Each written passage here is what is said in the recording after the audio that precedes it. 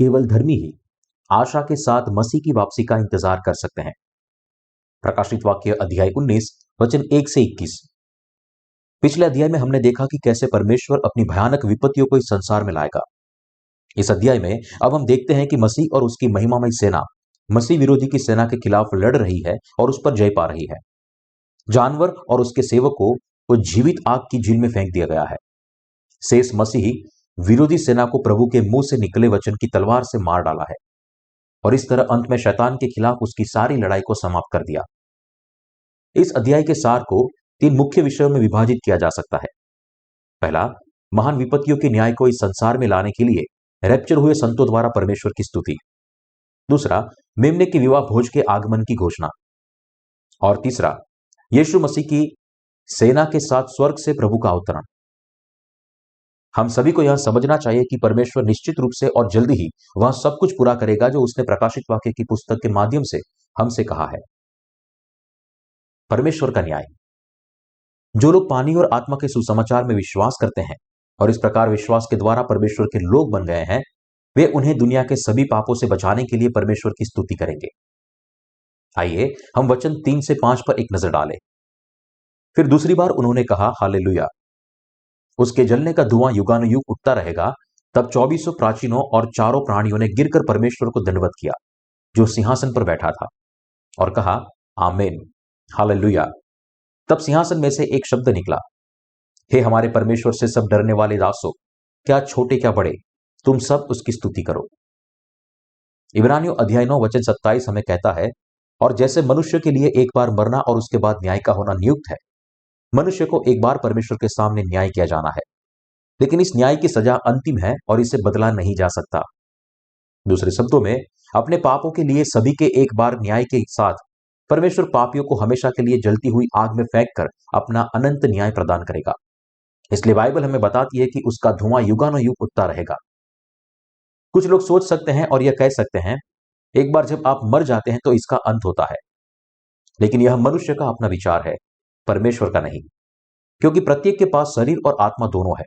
चाहे लोग परमेश्वर पर विश्वास करें या न करें, वे सभी सहज रूप से जानते हैं कि परमेश्वर का अस्तित्व है और देर सबेर उन सभी को उसके सामने उनके पापों के लिए न्याय किया जाएगा।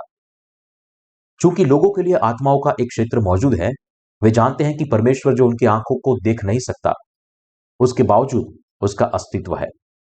शरीर की आंखों से देखा जा सकने वाला क्षेत्र हमेशा के लिए नहीं रहता है, लेकिन सत्य का शाश्वत क्षेत्र मौजूद है जिसे हमारी आंखों से नहीं देखा जा सकता। केवल धन के बारे में सोचते हुए और केवल भौतिक लालच का पीछा करते हुए इस धरती पर भौतिक समृद्धि मनुष्य जाति के होने का कारण नहीं हो सकती।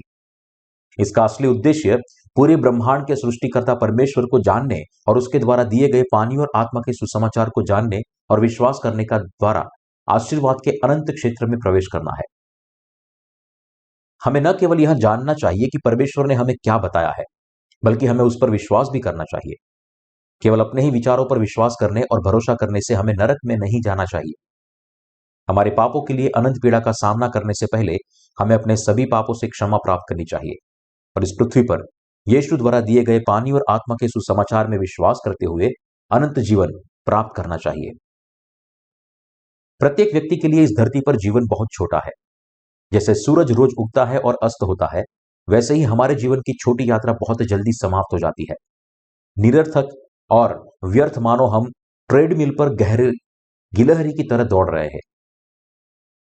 यहां तक कि अगर आपको 100 साल जीना है, तो भी आप वास्तव में यह नहीं कह सकते कि आप इतने लंबे समय तक जीवित रहे। यदि आप अपने पूरे जीवन काल के दैनिक जीवन के छोटे छोटे दौरों को घटाते, जैसे कि सोने, खाने, वॉशरूम में जाने और इस तरह के अन्य सांसारिक कामों को करने में बिताए गए समय को, तो वास्तव में आपके पास बहुत कम समय बचा है।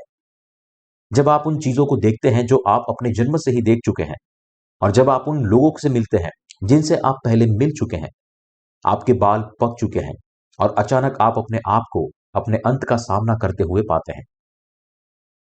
संतों के रूप में हमारा जीवन व्यर्थ क्यों नहीं है?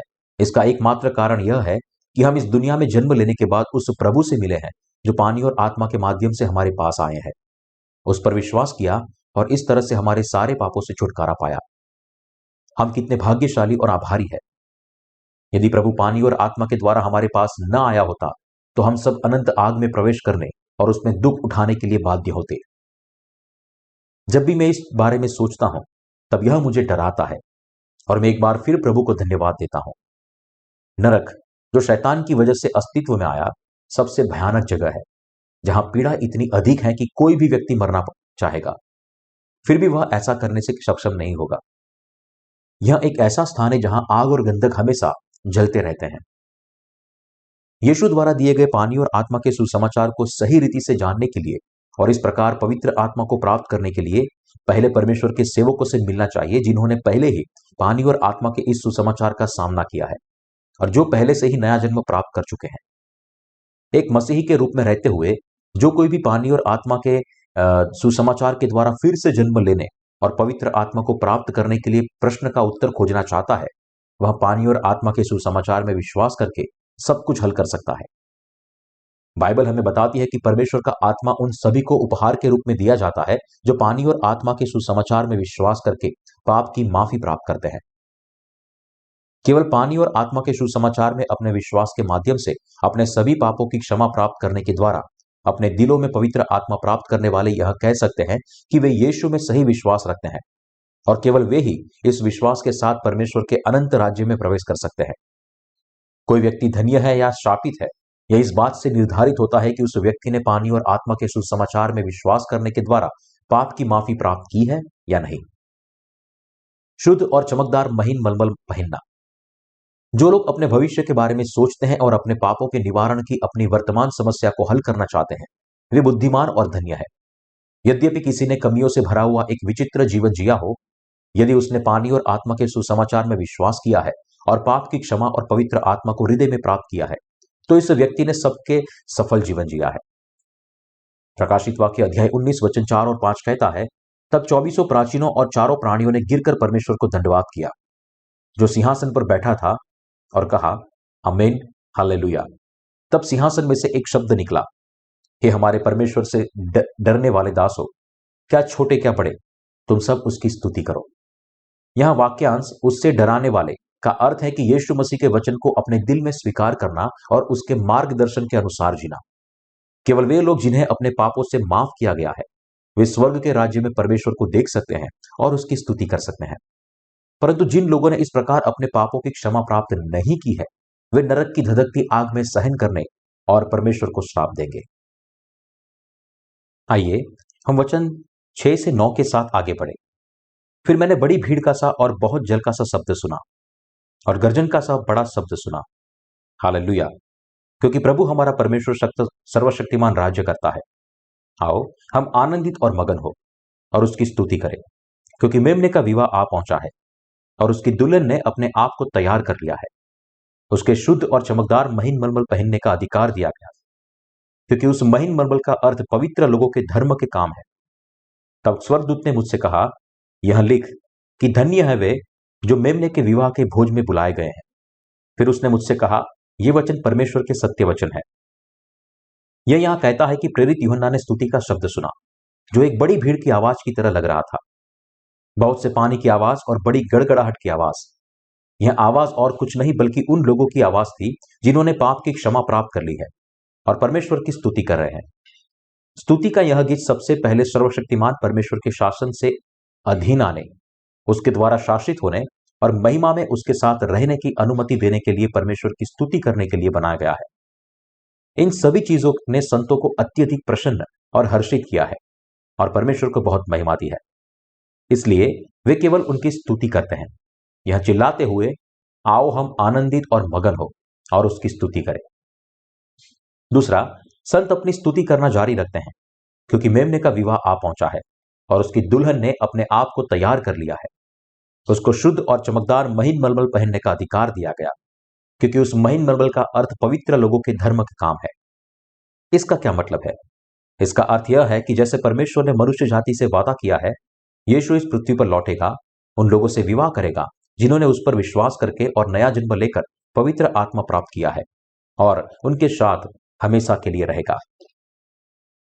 विवाह एक दूल्हे और उसकी दुल्हन का मिलन है।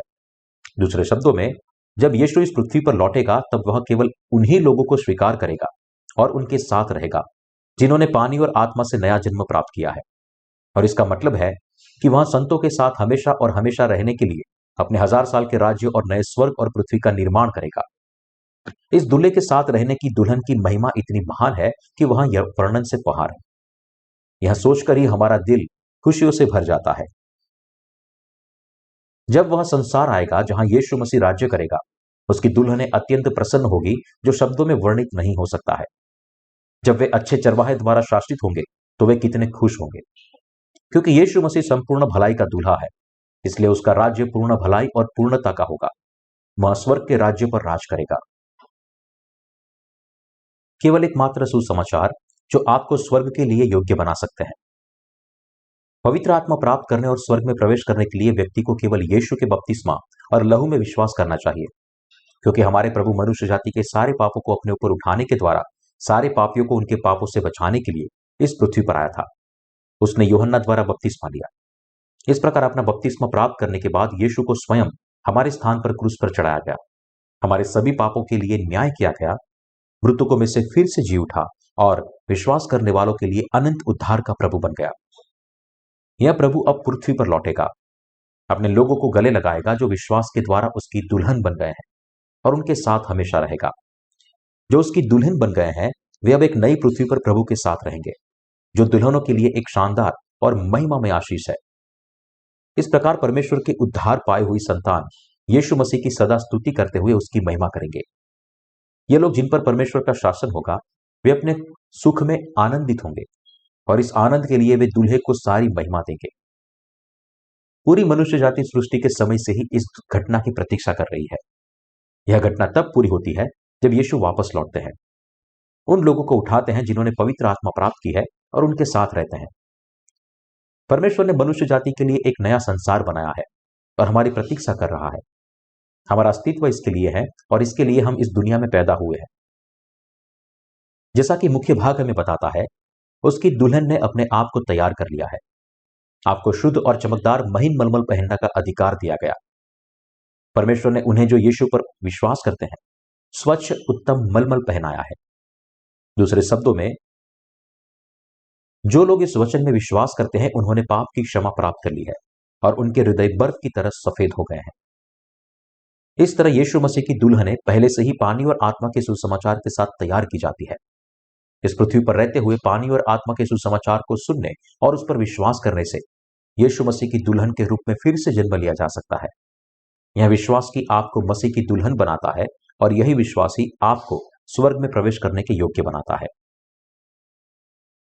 वे लोग जो आशा में इंतजार करते हैं, मुख्य भाग हमें बताता है, धन्य है वे जो मेमने के विवाह भोज के लिए बुलाए जाते हैं।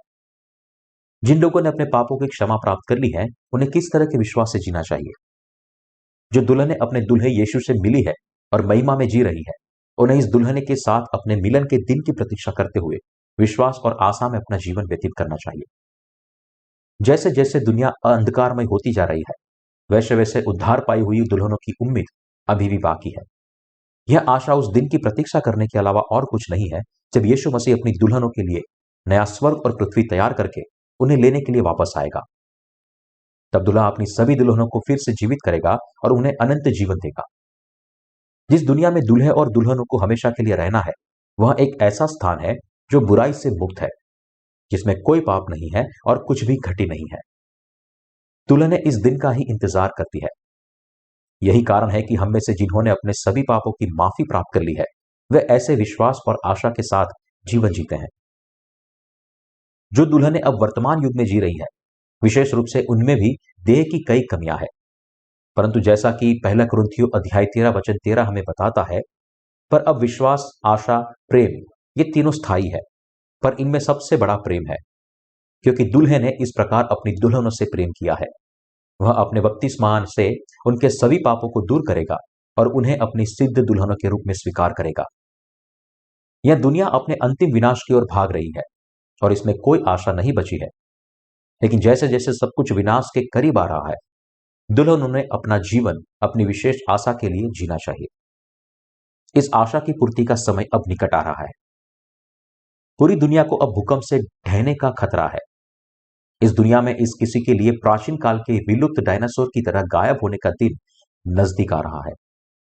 अचानक यह दुनिया नाश हो जाएगी।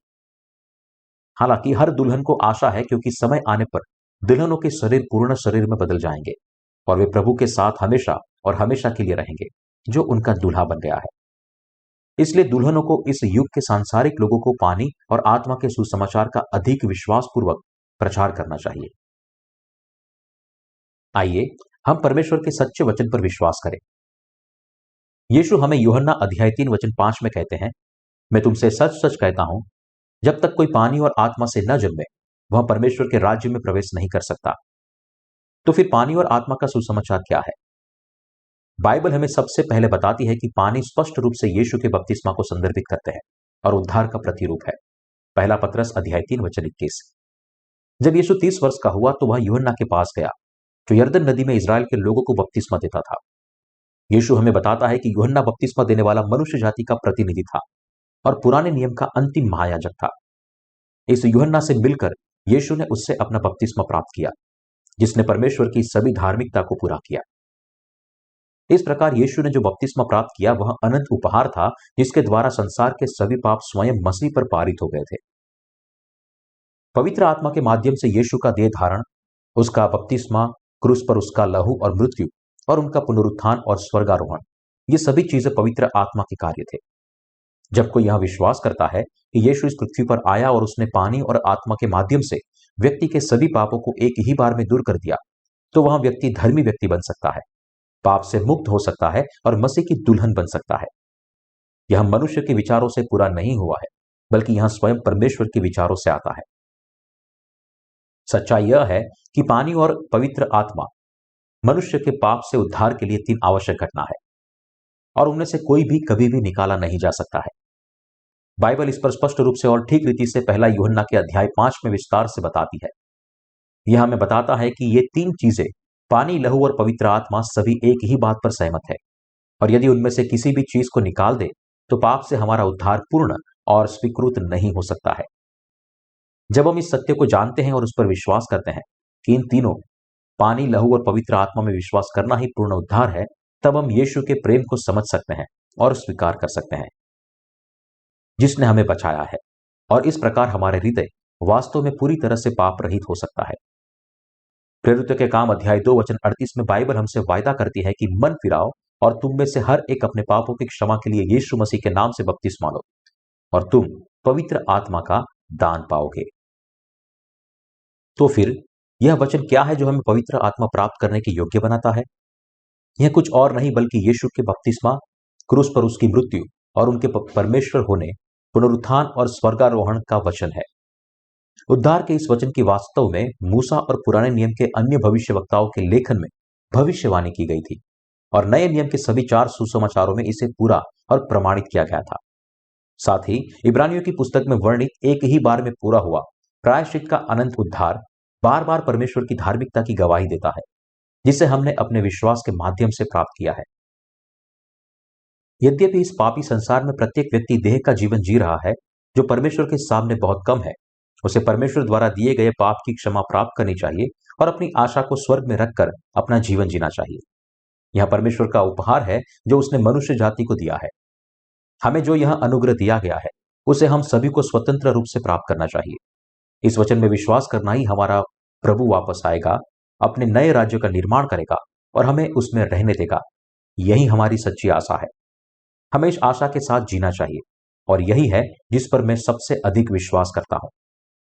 क्या आप जानते हैं कि इस दुनिया में पाप कितना व्यापक है? नूह के जल प्रलय के समय की तुलना में इस युग के पाप कहीं अधिक है।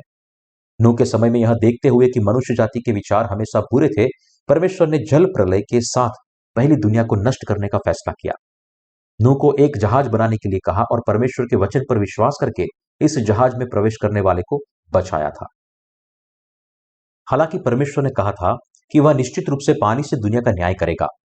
केवल नूह के 8 लोगों के परिवार ने उनके वचन पर विश्वास किया। इस प्रकार उन्होंने जहाज को 100 वर्ष की अवधि में बनाया और जल प्रलय से बचने के लिए उनमें प्रवेश किया। जब उन्होंने ऐसा किया तो परमेश्वर ने अपना न्याय पहली पृथ्वी पर लाना शुरू किया। आसमान में अचानक अंधेरा छा गया और मूसलाधार बारिश शुरू हो गई। शायद 1 घंटे में ही पानी तीसरी मंजिल तक पहुंच गया होगा। 40 दिनों तक बारिश हुई जिसने पूरी दुनिया पानी में डूब गई। जिस तरह नूह और उसका परिवार इस विश्वास के साथ जहाज में दाखिल हुआ था कि एक नई दुनिया खुलने वाली है, आपको और मुझे इस युग में आशा के साथ जीना चाहिए।